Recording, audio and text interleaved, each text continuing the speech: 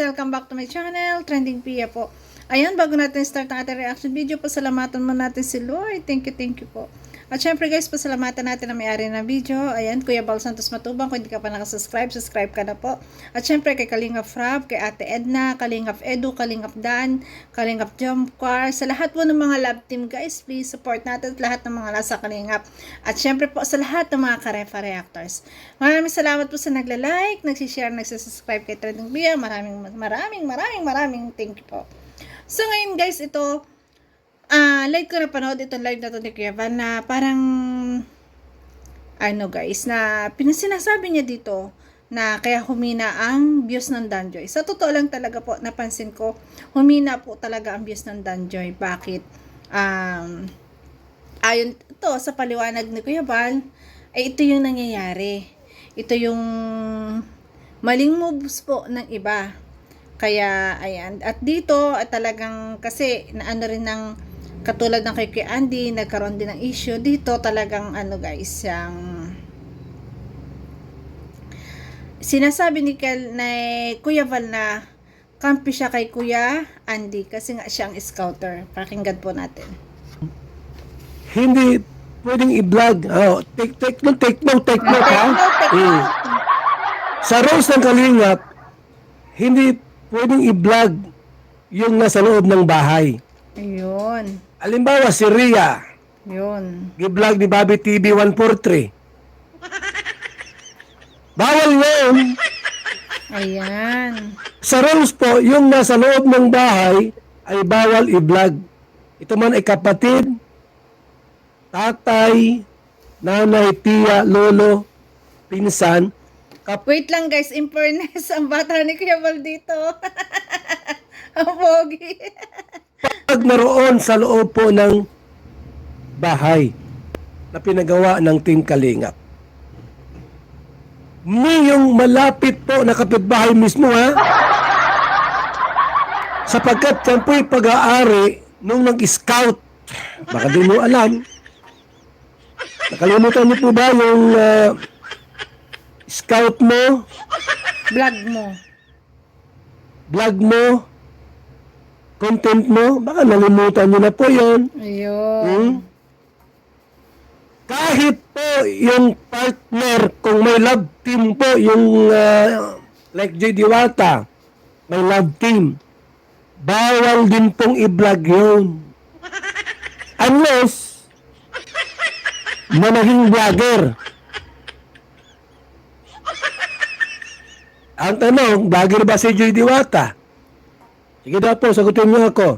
Hindi po. Vlogger ba si J. Diwata? Hindi po. Ba't yung binablog si J. Diwata? Yan. Yung ba alam na may multa yan? 10,000 peso. Nako. Laki. $200. Kuya Ande, nandiyan ka ba sa live natin? Ilista mo lahat yung mga nag-vlog kay J. Diwata. Ayan. Scout mo. Magbabayad. At sisingilin natin sila isa-isa. Kalingap Ande. Kuya Ande. Sige na, Kuya Ande. Huwag ka matakot. Di ba pinaglalaban mo? Scout mo, Vlog mo. content mo. Sa totoo lang yan, matagal na rules nila. Siguro, na-overwhelm yung iba, kaya talagang nababypass yung rules. Pero ito guys, ayan, ito pinapaalala ni Kuya Val. Ito ay bilang paalala po. No bashing, no vads tayong sasabihin. Kasi ito paalala lang. Kasi nga, pinapaalahanan niya. Kasi nga, bumababa ang views ng Danjoy. Naglalaban mo yan, di ba? Yan, si Kuya Papanindigan mo yan. Si Yung Kuya host Andy na, kasi, siyang scouter. Sa totoo lang talaga, siya yung talagang, totoo sinabi ni Kuya Val na, siya talaga yung may karapatang mag-vlog. At kung iba-vlog man niya, dapat magsabi pa rin siya kay Kalingap Rab, di ba? Kalingap, scout mo, vlog mo, Yun. content mo. Eh, ang tanong nga niya po, ang daming nakikisaw-saw na Yun. kay J. Diwata. Yun. Vlogger ba yan? Yan ang tanong. Kaya nakakalimot lang siguro po Kuya Val. Kung si Joy Diwata po'y vlogger, ay yung ating rules po tungkol doon sa scout mo, vlog mo, content mo, mawawala po yun, mawawalang visa. Hindi vlogger si Joy Diwata, ha? Yes. Hindi siya kami vlogger. missionary. Mga kaibigan. Kaya ako po Angel. nasa panig ni Kalingap Andy o ni Andy Kayaka Vlog. Kasi nga po, ang reklamo niya, bakit mo binablog yung Bobby TV 143? Content ko yan! Ayun. Ayun pala yun. Siya nga naman, ano? Ba't niyo binablog yung content ko yan? Ba't niyo Yun. binablog yung content ko? Yan ay pagnanakaw sa content ng iba. Yun. Mali o tama? Tama. Mga Pwede kaibigan. siguro, Kuya Bal, kung magpapaalam kay Kalinga Frab at magpapaalam din doon sa nag-scout, 'di ba? Para respetuhan, 'di ba? Respetuhan. Tignan mo si Papa Ido. Mga kalingap. Kapag nag-vlog siya kay Beyonce, nagpapaalam si Kalingap Rab. Yun. Pero hindi madalas. Kasi po si Beyonce, hindi rin po Kuya Bal, wala nga pong upload si Kalingap Edo na kasama niya si Beyonce. Talagang mall charity ang kanyang channel. 'Di ba? siya vlogger. Unlike si Carla po. 'Di ba? Si Carla kahit mayroon channel hindi po siya charity vlogger. Libang-libang lang po 'yon. Yes. Kaya walang nagba-vlog sa kanila. Kapag okasyon, alam mo, may birthday, may mission trip, ayun, pwedeng mag-vlog. Pero, bawal pong interviewin Yun. ang Kalingap Angels. Yun. Ewan ko sa inyo, ba't ang kukulit nyo? Ha? Yun nga lang. Ang kukulit nyo kaya, mga kaibigan, mga Kalingap. Alam ng bawal, abay, ini-interview pa. Di ba, Kuya Val, kung alin yung bawal siyang ginagawa. Ay, grabe. Gande! Ilista mo lahat yung mga nag-interview at sisingilin natin tag 10,000 piso. Yun. Penalty. Maningil tayo ngayon. Maniningil tayo. Hindi po kadamutan yun, mga kaibigan. Yes. Kasi rights ko yan Right. Rules. Ako ang naghanap ng mai-scout at i-repair kay Kalinga Prab. Di nyo ba alam, mga kaibigan? Hindi rin po basta-bastang makapasok o mapili ni Kalinga Prab yung na-scout ninyo. Ganun pala, guys. Ay, Maraming scouter po dyan, mga kaibigan. Nagpasa ng mga video kay Kalinga Prab. Out of 10 scouters, isa, dalawa lang ang nakakapasok di kay ba? Kalinga Ang Prab. hirap. Walang biro. Akala nyo, pagka naka-scout kayo, Kalinga Prab, may na-scout ako. May guling screening committee. Ini-screen po yan ni Kalinga Prab. May screening. Meron siyang screening committee po. Pag hindi pumasok yan doon, bagsak. Wala. Ganun pala. Wala po. Kaya guys, hindi pala ganun lang, hindi ganun kadali lang po. Hindi ganun kadaling makapasok.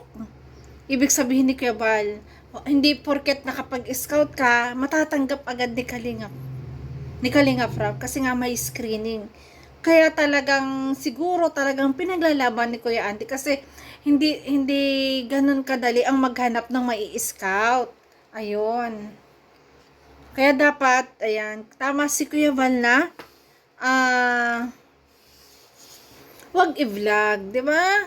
At saka, wag i-vlog ang mga angels kasi nga meron love team, karamihan, nawawala ba yung excite? Pag nauuna yung interview, pag nauuna yung mga talagang mga sweetness interview, wala. 'Di ba nawawala yung ano, yung excitement po ng ng bawat vlog ni Kalinga Prab kasi naitanong na, napanood na, 'di ba? Kaya talaga bababa po yung views. Nangyayari sa iyo na scout, bagkos i-upload mo na lang sa iyong sariling channel. Ito pong si Joy Diwata po, Joy Diwata, mga kaibigan, scout ni Kuya Andy Kayakap. Ngayon, unti-unting nag-trending po, mga kaibigan. Ang dami ng mga langgam. Yun. Ang dami ng mga langgam po. Mapasok na unti-unti doon kay Joy Diwata.